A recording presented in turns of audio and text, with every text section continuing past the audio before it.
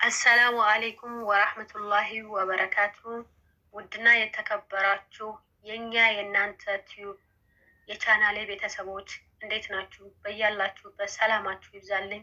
ኢንሻአላህ ዛሬ አዲስ ነገር ይዤላችሁ መጥቻለሁ። እሱንም እንደምትወዱት ተስፋ አደርጋለሁኝ። ማንበብ ሙሉ ሰው ያደርጋል ይላል ርዕሱ። የኢትዮጵያን ታሪክ አወዛጋቢ ገጽታ የተላበሰ በመሆኑ በታሪካችን ከምንስማማው የማንስማማው ይበልጣል።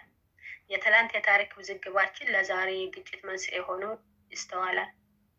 ሆኖም እንቁ የታሪክ ጸሐፊው የህዝበ ሙስሊሙ መፍትሄ አፈላላጊ ኮሚቴ አባል የሆነው የታሪክ ምሁሩ የኡስታዝ አህመድን ጀበል ከእስር ላይ ሆኖ ያበረከተልንን ሶስቱ አጼዎች እና የኢትዮጵያን ሙስሊሞች ትግልና መጽዋዕትነት የሚለውን አስደማሚና አነጋጋሪ የሆነውን መጽሐፍ ስንቶቻችን አንብበናል? ታሪክንስ ስንቶቻችን አውቀናል? በሚለው ነው። አዘጋጅ ኡስታዝ አህመድን ጀበል፣ አንባቢ ሀያት መሐመድ። ኢንሻአላህ መግቢያ እጀምራለሁ። በአላህ ስም እጅግ በጣም ሩህሩህ በጣም አዛኝ በሆነው አንዲት ሀገር ዜጎቿን የሚያግባባና በሁሉም ዘንድ ተቀባይነት ያለው ሚዛናዊ የታሪክ አረዳድን መፍጠር ከተቻለ ዘርፈ ብዙ ጥቅሞችን ታገኛለች። ዋነኛው ደግሞ ዜጎች ስለ ሀገራቸው ተመሳሳይ ወይንም ተቀራራቢ የሆነ ግንዛቤና ስለ ልቦና እንዲኖራቸው በማድረግ ስለ ሀገሪቱ መረጋጋት፣ ብልጽግናና ብሔራዊ መግባባትን ለመፍጠር ማገዙ ነው። የሚያግባባ የታሪክ አረዳድና አቀራረብ መፍጠር ካልተቻለ ከታሪክ ግንዛቤ መለያየት የተነሳ ዜጎች በሂደት ስለ ሀገራቸው ታሪክ ነባራዊ እውነታና የወደፊት እጣ ፈንታ ላይ የተለያየ እይታ እንዲይዙ ያደርጋል።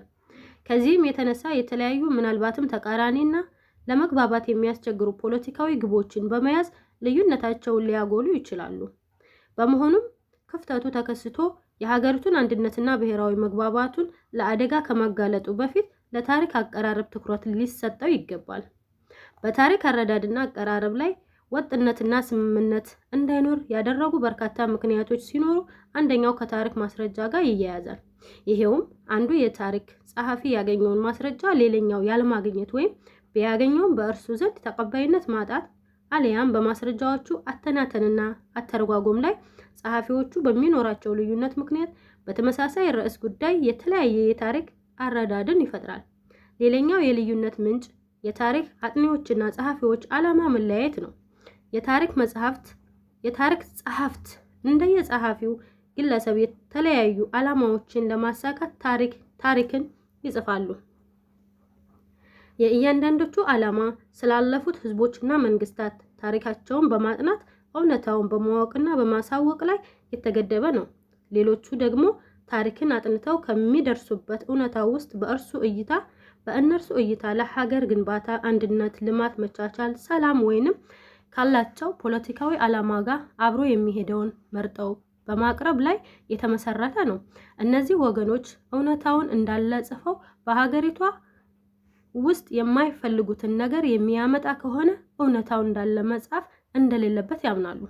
ከፊሎቹ ደግሞ የወገኖቻቸውን የበላይነት በታሪኩ መስክም ለማስጠበቅ በማለም ታሪክ ከሂደታቸው አንጻር እየቃኙ ያቀርባሉ። ከዚህም የተነሳ እነርሱ አርአያ አድርገው ሊያቀርቧቸው የሚያስቧቸውን ግለሰቦች፣ ቡድኖችና ሂደቶች ታሪክ እያጎሉ ያቀርባሉ። ሁሌም አርአያ ሆነው እንዲዘልቁ በማሰብ የሚሰነዝሯቸውን ሂስ እና ትችት ለመከላከል ተግተው ይሰራሉ። ሌሎቹ ደግሞ የወገኖቻቸውን ታሪክ በተለይ ደግሞ ስላበረከቱት አስተዋጽኦ እና ስለደረሰባቸው ጭቆና ለማሳየት ታሪካቸውን የሀገሪቱ አካል እንዲሆንላቸው በማለም እንደተዛባ የሚያምኑትን ታሪካቸውን ለማቅናት ይተጋሉ። ለዚህም ነው ለህዝቡ የሚቀርበው ታሪክ እንደ ጸሐፊው ዓላማ፣ አቀራረብና የትኩረት አቅጣጫ የይዘት ልዩነት ሊታይበት የሚችለው። በእርግጥ ይህ መሆኑ በአንድ በኩል ታሪክን በተለያየ ምልከታ እንድናይ ያግዛል። ከዚህ አንጻር አንባቢው መረዳት የሚገባው በተመሳሳይ ርዕስ ጉዳይ ላይ ተቃራኒ ዓላማን ለማሳካት የጻፉ ሁለት የታሪክ ጸሐፊዎች ሊያሳዩ ከሚሹት ነጥብ አንጻር አንባቢያቸውን ለማሳመን በዚያ ዙሪያ ያሉትን መረጃዎች በማሰባሰብና የየራሳቸውን ትርጉም እየሰጡ እንደሚያቀርቡት ነው። ይህን ያልተረዱ አንባቢያን መሰል ጽሑፎችን በማንበብ እውነታው ያ ብቻ እንደሆነ ለማሳየት የእይታ አቀንቃኝ ይሆናሉ። በተለይ ባለ ታሪኮቹ ተቃራኒ የሆኑ መንታ ገጽታ ባላቸው ጊዜ ጉዳዩን በሚዛናዊነት ካላቀረበ የበለጠ ሊያወዛግብ ይችላል። ጉዳዩ ለአንባቢው ግልጽ እንዲሆን በምሳሌ እንመልከት። በኢትዮጵያ ታሪክ ውስጥ የሚወሱ ግለሰቦች ብንመለከት አብዛኛዎቹ ታሪካቸው መንታ ገጽታ አለው። የታሪክ ጸሐፍትም የግለሰቦቹን ታሪክ ሲጽፍ አንዱ በአዎንታዊ ጎን ሌላኛው ደግሞ በአሉታዊ ጎን ላይ ያተኩራል። ለአብነት እንዲሆኑም በዚሁ መጽሐፍ ውስጥ ኋላ ላይ ከሙስሊሞች አንጻር ያላቸውን ታሪክ በስፋት ከምንዳስሳቸው ስብዕናዎች ውስጥ አጼ ዮሐንስ፣ አጼ ምኒልክ እና አጼ ኃይለ ሥላሴ እና አቡነ ጴጥሮስን እንመልከት። አጼ ዮሐንስ ኢትዮጵያን ከወራሪው የግብጽ ጦር ለመከላከል ታግለዋል። አጼ ምኒልክ ደግሞ ከወራሪው የጣሊያን ጦር በአድዋ ላይ ውጊያ ገጥመው ድል በመቀናጀት የሀገራቸውን ሉዓላዊነት አስከብረዋል። አጼ ኃይለ ሥላሴም እንዲሁ በወራሪው የጣሊያን መንግስት ጦር በዲፕሎማሲና ህዝብን በማነሳሳት የሀገራቸውን ነጻነት አስከብረዋል። አቡነ ጴጥሮስን በበኩላቸው ወራሪውን የፋሽስት ጣሊያንን ጦር ለኢትዮጵያ ነጻነት ሲሉ በድፍረት ተጋፍጠው ህይወታቸውን ሰውተዋል። እነኚህ ሁሉ አዎንታዊ የታሪክ ገጽታዎች መካከል ናቸው፣ የማይካዱ ታሪካዊ እውነታዎችም ናቸው። በተቃራኒው ደግሞ እነኚሁ ግለሰቦች ኋላ ላይ በዝርዝር እንደምንመለከተው በሙስሊሙ ማህበረሰብ መጨቆንና ሰቆቃ ላይ የግለሰቦቹ አዎንታዊና አሉታዊ ታሪክ በኢትዮጵያ ታሪክ ውስጥ ሚዛናዊ ሆኖ ባለመቅረቡ ለባለ ታሪኮቹ የተደበላለቀ ስሜት እንዲኖር በማድረግ በማህበረሰቡ መካከል የልዩነት ምክንያት ሆኗል። የታሪክ ጸሐፍት ሊያሳዩት ከፈለጉት አንጻር አንደኛው የግለሰቦቹ ጀግንነት፣ የሀገር ባለውለታነትና ገድላቸውን ብቻ ሊያቀርብ፣ የሌላኛው ደግሞ የተደበቀውንና አሉታዊ ታሪካቸውን በማሳየት ስለ ጨቋኝነታቸው ሊጽፍ ይችላል። ሚዛናዊ እና ሁለቱንም ገጽታ ያስታረቀ ጽሑፍ በሌለበት የአንዱን ወገን ብቻ ያነበበ ሰው ስለ ግለሰቦቹ ከፊል ገጽታ ብቻ ይረዳል።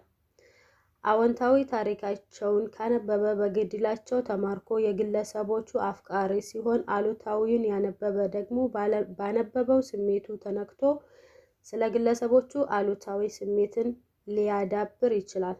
በተለይ ደግሞ አንዱን ገጽታ ብቻ እንዳነበበ ሳይገነዘብ የታሪኩን አንዱን ገጽታ ብቻ በተደጋጋሚ እና ለረጅም ጊዜያት ሲሰማ አሊያም ሲያነብ የኖረ ሰው የሌላኛውን ገጽታ ዘግይቶ ሲሰማ የቱንም ያህል እውነት ቢሆን በጥርጣሬ ወደ ማየትና ወደ አለመቀበል ደረጃ ሊደርስ ይችላል።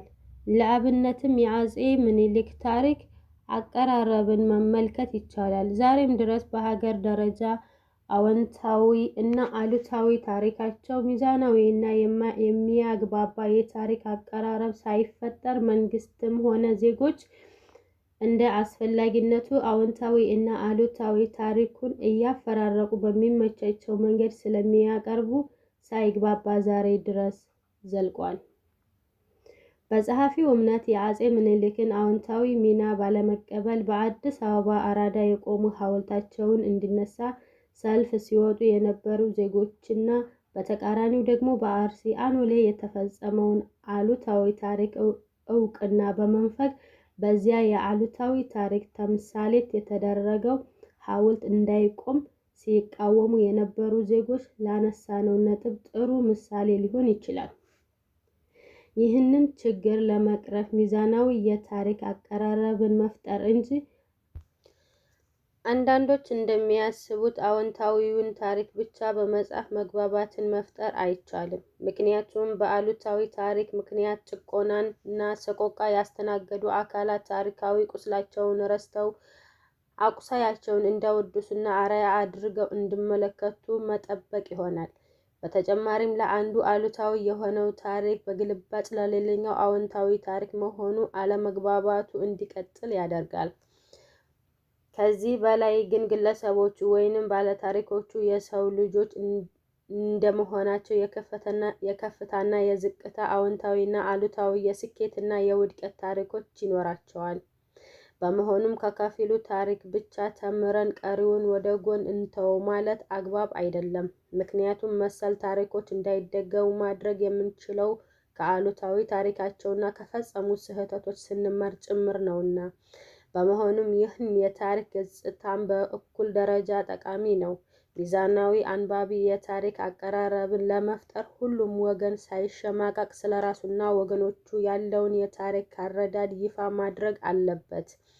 ሌሎቹም አውቀው ውይይቱን እና የታሪክ ጥናቱን የሚያግዙት ይህ ሲሆን ነው።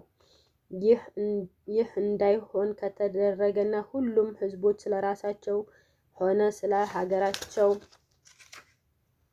ታሪክ ያላቸውን የተለያየ አረዳድ በራሳቸው አድማስ ውስጥ ብቻ ካጠሩ በጊዜ ሂደት ምንጩን ቀድመን ያልተረዳነው ልዩነት ሊፈጠር ይችላል።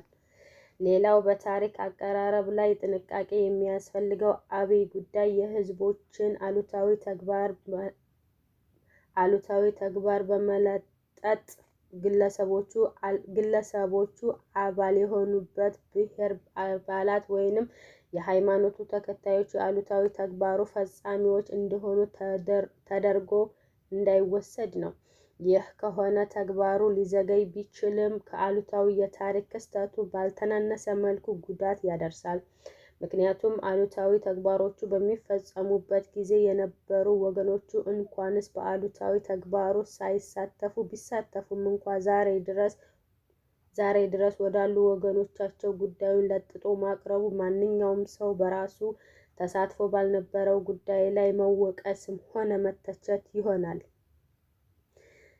ይህ ደግሞ ሚዛናዊነት ማጣት ነው የሚሆነው። ጉዳዩን በግልጽ ምሳሌ ለመጥቀስ አፄ ዮሐንስ በሙስሊሞች ላይ ላደረሱት ዘግናኝ ጭፍጨፋ በዚያ ዘመን የነበሩት በክስተቱ ምንም ሚና ያልነበራቸው ክርስቲያኖች ሆኑ በዘመኑ ያልነበሩ እና በድርጊቱ ላይ ምንም ሚና የሌላቸው የዛሬዎቹ ክርስቲያኖች ሊወቀሱ እንደማይገባ መረዳት ያስፈልጋል።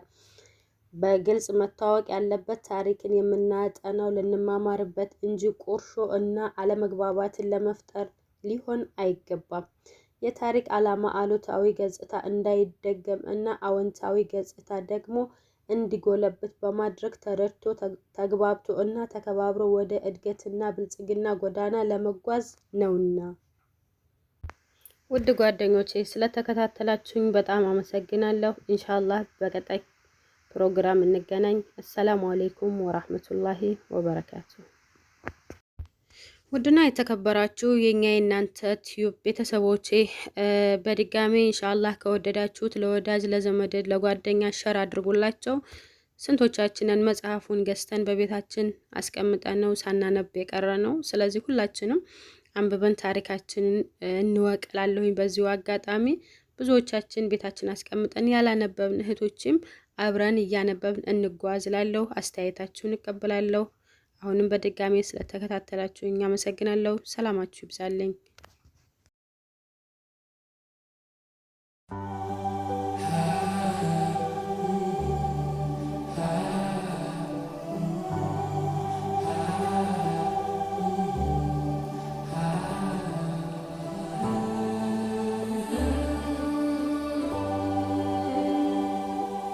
ተነግሮ የማያልቅ ባንደበት በልሳን የሚያነጥፍ ቃላት ቢከትቡት በድርሳን ስፍር ቁጥር በሌለው በማይገልጸው ስሌት አካበህ ያኖርከን بنعمة كان كاليد لما يتسنون يزنتهن قزات لما رددكتون يشرو تهبزات በጃዙት ወርቅ ሆኖ ስራና ድርጊቴ ያስጨንቀኝ ጀመር ፊትና ቀርቦ ፊቴ